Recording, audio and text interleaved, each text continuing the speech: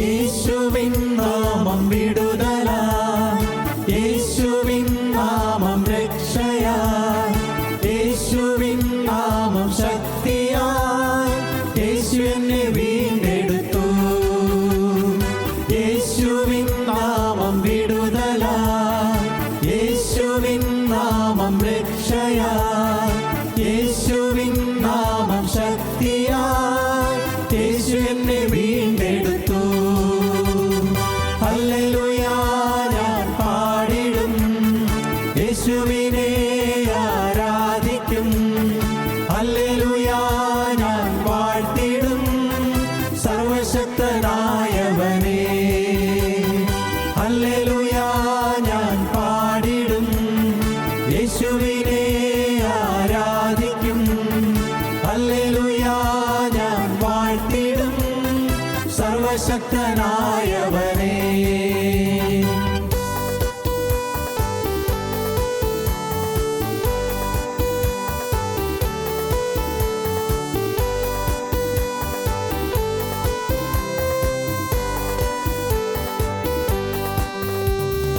യേശുവിൻ രക്തം ശുദ്ധിക്കാൻ, യേശുവിൻ രക്തം സൗഖ്യമായി, യേശുവിൻ രക്തം കഴുകലായി, യേശുവിൽ ഞാൻ ആശ്രയിക്കും. യേശുവിൻ രക്തം ശുദ്ധിക്കാൻ, യേശുവിൻ രക്തം സൗഖ്യമായി, യേശുവിൻ രക്തം കഴുകലായി, യേശുവിൽ ഞാൻ ആശ്രയിക്കും. ഹല്ലേലൂയ ഞാൻ പാടിടും, യേശുവിനെ ആരാധിക്കും. ഹല്ലേലൂയ ഞാൻ വാഴ്ത്തിടും സർവശക്തനായവനെ. ഹല്ലേലൂയ ഞാൻ പാടിടും, യേശുവിനെ ആരാധിക്കും. ഹല്ലേലൂയ ഞാൻ വാഴ്ത്തിടും സർവശക്തനായവനെ. ഹല്ലേലൂയ ഞാൻ പാടിടും, യേശുവിനെ ആരാധിക്കും. ഹല്ലേലൂയ ഞാൻ വാഴ്ത്തിടും സർവശക്തനായവനെ. ഹല്ലേലൂയ ഞാൻ പാടിടും, യേശുവിനെ ആരാധിക്കും. ഹല്ലേലൂയ ഞാൻ വാഴ്ത്തിടും സർവശക്തനായവനെ.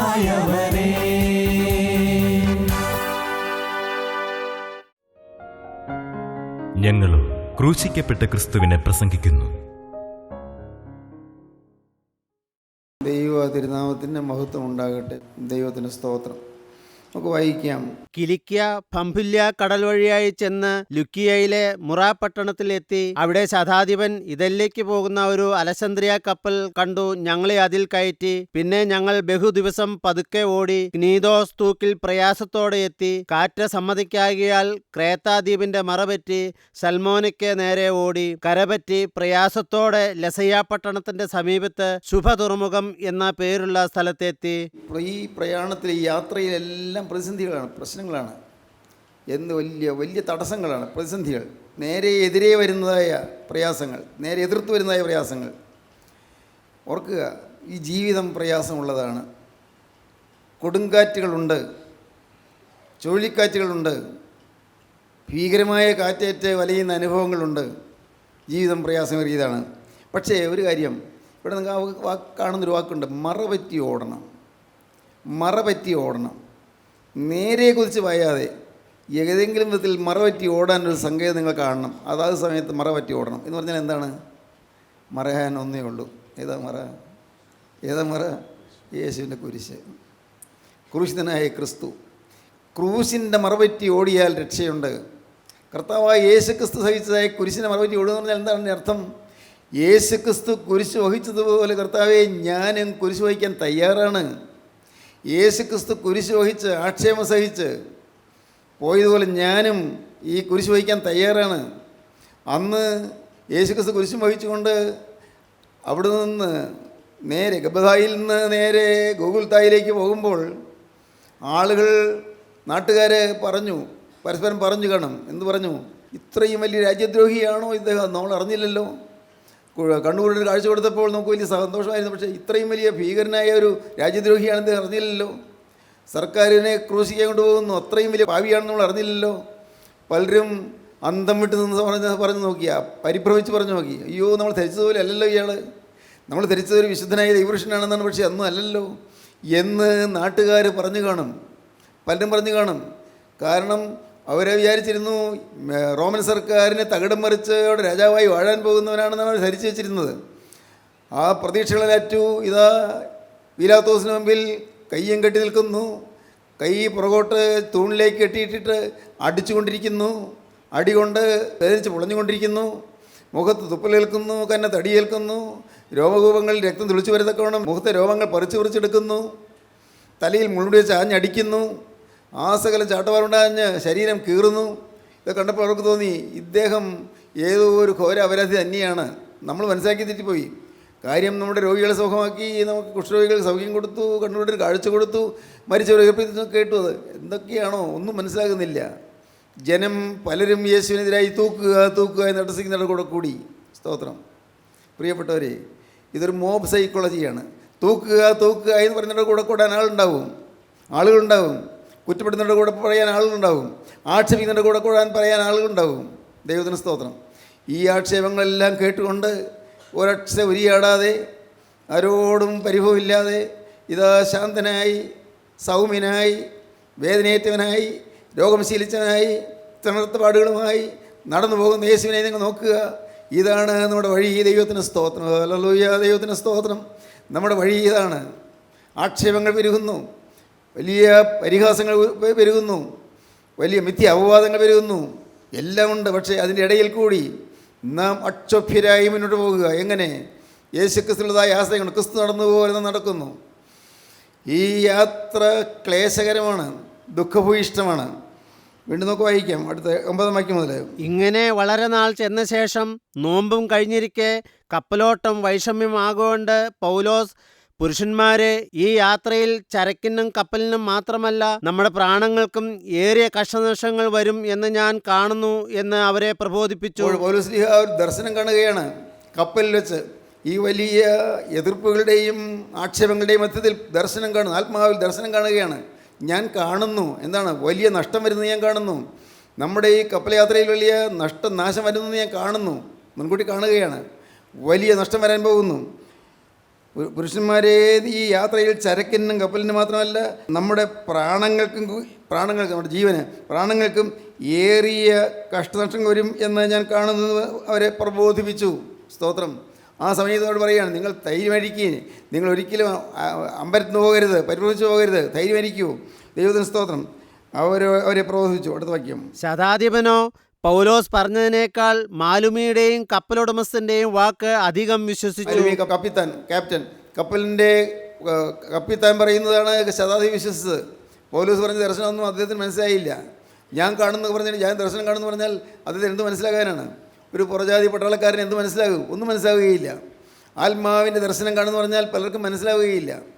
അതുകൊണ്ട് ചിലർ ദർശനം കാണുന്നു പറയുമ്പോഴേക്കും അതുപോലെ ഡ്യൂപ്ലിക്കേറ്റ് ദർശനങ്ങൾ ഉണ്ടാകുന്ന ആളുകളുണ്ട്. ഡ്യൂപ്ലിക്കേറ്റ് കള്ളനാണയങ്ങൾ എല്ലായിടത്തും ഉണ്ടല്ലോ. കള്ളനാണയങ്ങൾ, കള്ളനോട്ടുകൾ ധാരാളം ഉണ്ടല്ലോ. എന്ന് പറഞ്ഞാൽ എന്താണ്? ദർശനമുണ്ട്, പക്ഷേ ആത്മാവിൻ്റെ ദർശനമുണ്ട്. അത് ജഡീകമായി ദർശനങ്ങൾ കാണും. അബദ്ധമാണ്, ഫോഷ്കാണത്. അന്യഭാഷയുണ്ട്. ആത്മാവിൽ ദൈവത്തിൻ്റെ പരിശുദ്ധാത്മാവിൻ്റെ അന്യഭാഷ ഇറങ്ങി വരും. പക്ഷേ അതേ സമയത്ത് ചിലപ്പോൾ പിശാച് അന്യഭാഷ ഫോഷ്കിൻ്റെ വ്യാപാരം തരും. അതുകൊണ്ടാണ് വിവേചനം ആവശ്യമായിരിക്കുന്നത്. ആത്മാവിൽ വിവേചിക്കണം.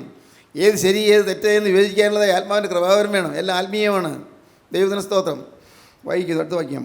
ആ തുറമുഖം ശീതകാലം കഴിപ്പാൻ തക്കതല്ലായകയാൽ അവിടെ നിന്ന് നീക്കി തെക്ക് പടിഞ്ഞാറായും വടക്ക് പടിഞ്ഞാറായും തുറന്നു കിടക്കുന്ന ഫൊയ്നീക്ക എന്ന ക്രേത്ത തുറമുഖത്ത് കഴിവുണ്ടെങ്കിൽ ചെന്ന് ശീതകാലം കഴിക്കണമെന്ന് മിക്കപേരും ആലോചന പറഞ്ഞു.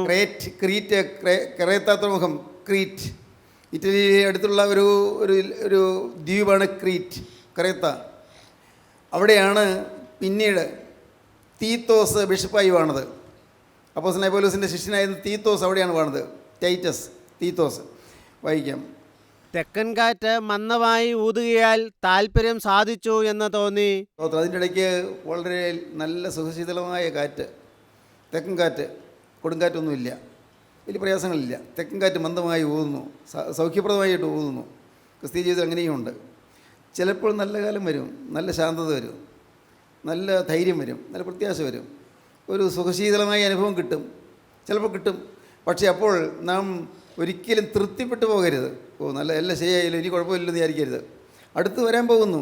തെക്കൻ കാറ്റ് മന്ദമായി ഊതുന്ന കാറ്റും ഉണ്ട്. ഇതിൻ്റെ ഇടയ്ക്ക് ചില സൗഖ്യം കിട്ടുന്ന അനുഭവങ്ങളുണ്ട്, ഇടയ്ക്ക് ചില സന്തോഷം കിട്ടുന്ന അനുഭവങ്ങളുണ്ട്, ഇടയ്ക്ക് ആശ്വാസം കിട്ടുന്ന അനുഭവങ്ങളുണ്ട്. അതെല്ലാം ഇടയ്ക്കിടയ്ക്ക് വന്നുകൊണ്ടിരിക്കും. പക്ഷേ ഞങ്ങളുടെ താല്പര്യം സാധിച്ചെന്ന് തോന്നി. അവർ അവിടെ നിന്ന് നങ്കൂരമെടുത്ത് ക്രേത്താദ്വീപിന്റെ മറപറ്റി ഓടി കുറെ കഴിഞ്ഞിട്ട് അതിന് വിരോധമായി ഈശാനമൂലിൽ നിന്ന് കൊടുങ്കാറ്റ് അടിച്ചു. സ്തോത്രം. അല്പം ശാന്തതയുള്ള കാറ്റ് വന്നതിന് ശേഷം ഇതാ പെട്ടെന്ന് നടന്നത് കൊടുങ്കാറ്റ്, ഭയങ്കരമായ സൈക്ലോൺ, വലിയ ഭയങ്കരമായ ചുഴലിക്കാറ്റ്. അത് ആഞ്ഞടിക്കുന്ന ഈശാനമൂലിൽ നിന്ന് കൊടുങ്കാറ്റ്, ഭയങ്കരമായ കൊടുങ്കാറ്റ്. ഒട്ടും പ്രതീക്ഷിക്കാത്ത വിധത്തിൽ. സ്തോത്രം. പ്രിയപ്പെട്ടവരെ, നിങ്ങൾ ടി വിയിൽ കണ്ടിട്ടുണ്ടെങ്കിൽ, ന്യൂസ് കണ്ടിട്ടുണ്ടെങ്കിൽ നിങ്ങൾക്ക് ഓർമ്മയിൽ വരുമായിരിക്കും. ഈ പെരുവെള്ളം ഇങ്ങനെ കവിഞ്ഞു വരുന്നു. ശാന്തമായി നിൽക്കുന്ന മനുഷ്യൻ പെട്ടെന്ന് ഇതാ വെള്ളം വന്നപ്പോഴേക്കും അയാളെ വെള്ളത്തിൽ ഒഴുകിപ്പോയി. അയാളുടെ വീട് തകർന്നു പോയി. വീട് നല്ലപോലെ പണിതിരുന്നതായി വീട് അത് ഉടഞ്ഞ് മുഴുവൻ തകർന്നു. ആ വീട്ടിലേക്ക് സാധനങ്ങളെല്ലാം വെള്ളം ഒഴുക്കിക്കൊണ്ട് പോവുകയാണ്, എല്ലാം കുത്തനെ ഒഴുക്കിക്കൊണ്ട് പോവുകയാണ്. ഒരു കുഴപ്പമില്ലാന്ന് വിചാരിക്കുന്ന സമയത്ത് ഇതുപോലെ നമ്മുടെ ജീവിതത്തിൽ ചില അനർത്ഥങ്ങൾ വരാം. ഒരു കുഴപ്പമില്ല, നല്ല വിദ്യാഭ്യാസം കിട്ടി, നല്ലൊരു ജോലി കിട്ടി, നല്ല വരുമാനം കിട്ടി, നല്ല വിവാഹം നടന്നു, എല്ലാം ഓൾ റൈറ്റ്, നല്ലത്. പക്ഷേ പ്രതീക്ഷിക്കാത്ത സമയത്ത് പെട്ടെന്നാണ് ഒരു ചുഴലിക്കാറ്റ് വീശുന്നത്. ദൈവത്തിന് സ്തോത്രം. പെട്ടെന്ന് അറിയുന്നത് ഒരാൾക്ക് മാരകമായ രോഗമാണെന്ന്. ഒട്ടും പ്രതീക്ഷിച്ചില്ല. ഈ പ്രായത്തിൽ രോഗമോ? ഒട്ടും പ്രതീക്ഷിച്ചില്ല. അപ്പോൾ മനസ്സിലായത് രോഗം അത് വളരെ അപായകരമായ രോഗമാണ് എന്ന്. ദൈവത്തിന് സ്തോത്രം. ദൈവത്തിന് വലിയ നാമം മഹത്വപ്പെടട്ടെ. കഴിഞ്ഞ ദിവസം ഒരാളിനെ വിളിച്ചു, പറഞ്ഞു, സാറേ, ഒരു മാരകമായ രോഗമാണ് വന്നിരിക്കുന്നത്, അതിന് ചികിത്സയില്ലെന്നാണ് ഡോക്ടേഴ്സ് പറയുന്നത്. ചികിത്സയില്ല. അത് ആ രോഗത്തിൻ്റെ പേര് പറഞ്ഞു എനിക്ക് മനസ്സിലാവില്ല, പേര് പറഞ്ഞ് ഞാൻ ഓർക്കുന്നുമില്ല. ഞാൻ ചോദിച്ചത് എന്ത് രോഗമാണ്? സാറേ, ഈ ഡോക്ടർ പറഞ്ഞത് ഇത് മാറാ രോഗമാണെന്നാണ്, ഇതിന് ചികിത്സയില്ലെന്നാണ് പറഞ്ഞത്. സാർ എനിക്ക് വേണ്ടി പ്രാർത്ഥിക്കണം. ദൈവത്തിന് സ്തോത്രം. ഞാൻ പറഞ്ഞു, ഞാൻ പ്രാർത്ഥിക്കാം, പക്ഷെ എനിക്കൊന്നും അറിയാൻ വയ്യല്ലോ. പക്ഷെ പിന്നെയും എനിക്ക് ഒരു കാര്യം അറിയാം, നിങ്ങളുടെ ജീവിതം യേശുക്രിസ്തുവിന് കൊടുത്താൽ, ഒരു സമർപ്പണം എടുത്താൽ യേശുക്രിസ്തുവിൻ്റെ ഉള്ളത്തിൽ വരും. നിങ്ങൾക്ക് ഇഹത്തിൽ ചിലപ്പോൾ രോഗം മാറ്റിയെന്ന് വരാം. കർത്താവിൻ്റെ ഹൃദയം തന്നെ എനിക്കറിയാൻ വയ്യല്ലോ. ഇല്ല, രോഗം മാറ്റിയില്ലെങ്കിലും നിങ്ങൾക്ക് നിത്യജീവൻ്റെ അവകാശം കിട്ടും. ജീവിതം കർത്താവിന് സമർപ്പിക്കൂ. ഈ രോഗാവസ്ഥയിൽ ജീവിതം കർത്താവിന് സമർപ്പിക്കൂ. ഞാൻ പറഞ്ഞു കൊടുത്തു. എല്ലാം ശ്രദ്ധയോടെ കേട്ടോ. അദ്ദേഹം വളരെ താല്പര്യമായിട്ട് കേട്ടു. മാറാ രോഗമാണെന്ന്. ക്യാൻസറൊന്നുമല്ല, വേറെ ഏതോ രോഗമാണ്. ക്യാൻസറൊക്കെ എന്ന് പറഞ്ഞാൽ നമുക്ക് മനസ്സിലാകുമല്ലോ, വേറെ എന്തോ ഒരു രോഗം. ദൈവത്തിന് വലിയ നാമം മഹത്വപ്പെടട്ടെ. വേറൊരാൾ വിളിച്ചു, ശരീരത്തിൻ്റെ മാംസപേശികൾ കുറേശ്ശെയായി ശോഷിച്ചു വരുന്നു. അത് ചികിത്സിച്ചിട്ട് ഫലമില്ലെന്നാണ് ഡോക്ടേഴ്സ് പറഞ്ഞത്. മാംസപേശികൾ അത് അത് മെലിഞ്ഞു വരുന്നു. മാംസളമായ ഭാഗങ്ങൾ മെലിഞ്ഞു വരുന്നു. ഇപ്പോൾ അതുകൊണ്ട് വേണ്ടതുപോലെ ഇപ്പോൾ നടക്കാൻ പറ്റുന്നില്ല, കൈയെല്ലാം പ്രവർത്തിക്കാൻ പറ്റുന്നില്ല. ഇത് ഇനി അനങ്ങാതാകുമെന്നാണ് ഡോക്ടേഴ്സ് പറഞ്ഞത്. വളരെ ദയനീയമായ രീതിയിൽ പറഞ്ഞു. ദൈവത്തിന് സ്തോത്രം. പ്രതീക്ഷകൾ എല്ലാം മറ്റുപോകുന്ന സമയങ്ങൾ. ദൈവത്തിന് സ്തോത്രം. അതുപോലെ പ്രതീക്ഷയേറ്റുപോയ ആരെങ്കിലും ഈ വാക്കുകൾ ഇപ്പോൾ കേൾക്കുന്നുണ്ടോ? പ്രതീക്ഷ നഷ്ടപ്പെട്ടവർ, ഇവിടെയുള്ളവരോ അല്ല ദൂരെ നിന്ന് കേൾക്കുന്നവരാരെങ്കിലും ഈ വാക്കുകൾ കേൾക്കുന്നുണ്ടോ? ഒരു കാര്യം പറഞ്ഞു തരാം. ദൈവത്തിന് സ്തോത്രം. ഒറ്റയ്ക്കൊരു കാര്യം പറഞ്ഞു തരാം. ഏത് പ്രതീക്ഷയറ്റ അനുഭവത്തിലിരുന്നാലും കർത്താവായ യേശുക്രിസ്തുവിൻ്റെ ജീവിതത്തിൽ വന്നാൽ യേശുക്രിസ്തു അത്ഭുതങ്ങളുടെ ഉടയവനാണ്. സ്തോത്രം. യേശുവിന് അത്ഭുതം പ്രവർത്തിക്കാൻ ഒരു തടസ്സവുമില്ല, ആരും തടസ്സമല്ല. കർത്താവായ യേശുക്രിസ്തു ഒന്ന് നിരൂപിച്ചാൽ മതി, രോഗം സൗഖ്യമായിരിക്കും. കർത്താവിന് സ്തോത്രം. ദൈവത്തിന് സ്തോത്രം. ദൈവത്തിന് വലിയ നാമം മഹത്വപ്പെടട്ടെ. അപകടങ്ങൾ എവിടെയാണ് പതിയിരിക്കുന്നത് ആർക്കറിയാം? എവിടെയാണ്? സ്തോത്രം. എല്ലായിടത്തുമുണ്ട് അനർത്ഥങ്ങൾ, അപകടങ്ങൾ. ഇന്നിപ്പോൾ നിങ്ങൾ ഇത് കേട്ടുകൊണ്ടിരിക്കുന്നു, ഞാനിവിടെ ഇരിക്കുന്നു, നിങ്ങളിവിടെ ഇരിക്കുന്നു. നാളെ എന്താണ് സംഭവിക്കാമെന്ന് നമുക്ക് അറിഞ്ഞുകൂടല്ലോ. എന്ത് സംഭവിക്കാമല്ലോ? നാളെ എന്താണ് നമ്മുടെ ജീവിതത്തിൽ വരാൻ പോകുന്നത്? ദൈവത്തിന് സ്തോത്രം. തീരാവേദനകൾ വരുന്ന ആളുകളുണ്ട്. തീരാവേദനകൾ, യാതനകൾപ്പെട്ട് അലയുന്നവരുണ്ട്, വളരെ വിഷമിക്കുന്നവരുണ്ട്, വലയുന്നവരുണ്ട്. സ്തോത്രം. ദൈവത്തിന് സ്തോത്രം. നാം വായിക്കുന്നതാണ്, കുറെ കഴിഞ്ഞിട്ട് അതിന് വിരോധമായി ഈശാനമൂലിൽ നിന്ന് കൊടുങ്കാറ്റ് അടിച്ചു. ഈശാനമൂലിൽ നിന്ന് കൊടുങ്കാറ്റടിച്ചു, കപ്പലങ്ങ് പാറിപ്പോവുകയാണ്. അടുത്ത വാക്യം. കപ്പൽ കാറ്റിന്റെ നേരെ നിൽപ്പാൻ കഴിയാതെ വണ്ണം കുടുങ്ങിയാൽ ഞങ്ങൾ കൈവിട്ട് അങ്ങനെ പാറിപ്പോയി. കൈവിട്ട് അങ്ങനെ പാറിപ്പോയി. കപ്പൽ പിടിച്ചെടുത്തും കിട്ടുന്നില്ല. കപ്പിത്താൻ വിഷമമായി, പ്രയാസമായി. ഈ കപ്പലിലെ തടവുള്ളിയായ പൗലോസ് പറഞ്ഞിരുന്നു, നിങ്ങൾ ഇപ്പോൾ യാത്ര ചെയ്യേണ്ട, അപകടമാണെന്ന് പറഞ്ഞിരുന്നു. അങ്ങനെ ദർശനം കിട്ടിയതെന്നാണ് പറഞ്ഞത്. പക്ഷെ അതനുസരിക്കാതെ പുറപ്പെട്ടല്ലോ. കപ്പൽക്കാരനും കപ്പിത്താനും പ്രയാസമായി. അടുത്ത വാക്യം. ക്ലൗദ എന്ന ചെറിയ ദ്വീപിന്റെ മറപറ്റി ഓടിയിട്ട് പ്രയാസത്തോടെ തോണി കൈവശമാക്കി അത് വലിച്ചു കയറ്റിയിട്ട് അവർ കപ്പൽ ചുറ്റിക്കെട്ടിയും മറ്റും ഉറപ്പുവരുത്തി. പിന്നെ മണത്തിൽട്ടമേൽ അകപ്പെടുമെന്ന് പേടിച്ച് പായിറക്കി അങ്ങനെ പാറിപ്പോയി. ഞങ്ങൾ കൊടുങ്കാറ്റിനാൽ അത്യന്തം അലയുകയുണ്ട്. അത്യന്തം അലയുകൊണ്ട് പിറ്റേന്ന് അവർ ചരക്ക് പുറത്തു കളഞ്ഞു. പിറ്റേന്ന് കപ്പലിലുള്ള ഭാരം കുറയ്ക്കാൻ ചരക്കെല്ലാം പുറത്തേക്ക് കളഞ്ഞു.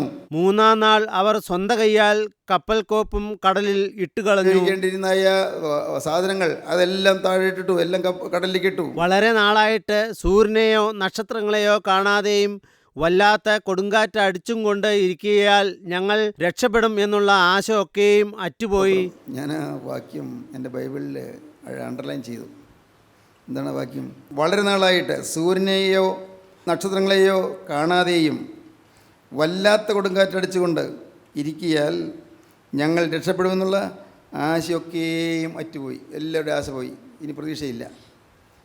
കപ്പൽ കോപ്പെല്ലാം എടുത്ത് കളഞ്ഞല്ലോ. ഇനി തുഴയാനൊന്നും മാർഗമൊന്നുമില്ലല്ലോ. എന്തു ചെയ്യാം? തീരാൻ പോവുകയാണ്. ഏതാനും നിമിഷങ്ങൾക്കുള്ളിൽ കടലിൽ താഴും. ഞങ്ങൾ രക്ഷപ്പെടുമെന്നുള്ള ആശയൊക്കെ അറ്റുപോയി. വളരെ നാൾ സൂര്യനെ കാണാനില്ല. ആകാശം ഇരുണ്ട് മൂടിയിരിക്കുന്നു. ഈ കടലിലെ പെരുവെള്ളം, മുകളിൽ ആകാശം, ഇരുണ്ട് മൂടിയ ആകാശം, ഒരു സൂര്യനെ കാണുന്നില്ല, നക്ഷത്രങ്ങൾ കാണുന്നില്ല, എല്ലാം ഇരുണ്ട് മൂടി. പകലേതാ രാത്രി ഏതാ മനസ്സിലാകുന്നില്ല. ഞങ്ങൾ രക്ഷപ്പെടുമെന്നുള്ള ആശയൊക്കെ അറ്റുപോയി. സ്തോത്രം. ഇതൊക്കെ പറയുമ്പോൾ എൻ്റെ മനസ്സിലേക്ക് എന്താണെന്നറിയാമോ? കേൾക്കുന്ന കേൾവിക്കാരെ ചിലർ രക്ഷപ്പെടുന്നുള്ള ആശയൊക്കെ അറ്റുപോയവരിപ്പുണ്ട്. രക്ഷപ്പെടുന്നുള്ള പ്രതീക്ഷ നശിച്ചവർ ഇനി നല്ല കാലം കിട്ടുകയില്ല എന്ന് ഉറച്ചിരിക്കുന്നവരുണ്ട്. ഞാൻ എഴുന്നേൽക്കില്ല എന്ന് ഉറച്ചിരിക്കുന്നവരുണ്ട്. എൻ്റെ ഈ രോഗം മാറുകയില്ല എന്ന് വിചാരിച്ചിരിക്കുന്നവരുണ്ട്. എൻ്റെ കടം തീരുകയില്ല എന്ന് വിചാരിച്ചിരിക്കുന്നവരുണ്ട്. സ്തോത്രം. എൻ്റെ കുടുംബത്തിൽ സമാധാനം കിട്ടുകയില്ല എന്ന് വിചാരിച്ചിരിക്കുന്നവരുണ്ട്. എൻ്റെ കഷ്ടകാലം എന്നോർത്ത് മനസ്സ് ഭാരപ്പെട്ടിരിക്കുന്നവരുണ്ട്. ദൈവത്തിന് സ്തോത്രം. ഞങ്ങൾ രക്ഷപ്പെടുമെന്നുള്ള ആശയൊക്കെയും അറ്റുപോയി. സ്തോത്രം.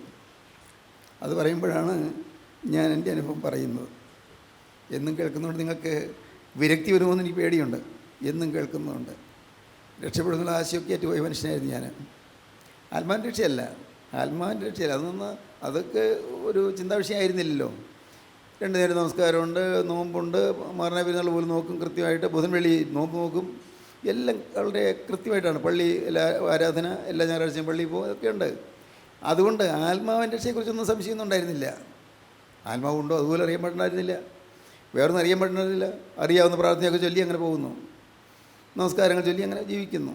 എല്ലാം കുമ്പിട്ട് നമസ്കരിക്കുന്നു. ഒരു ചിട്ടപ്പെട്ട ജീവിതം തന്നെയായിരുന്നു അത്. ഞങ്ങളുടെ വീടുകളിലെല്ലാം തന്നെ അങ്ങനെയാണ്.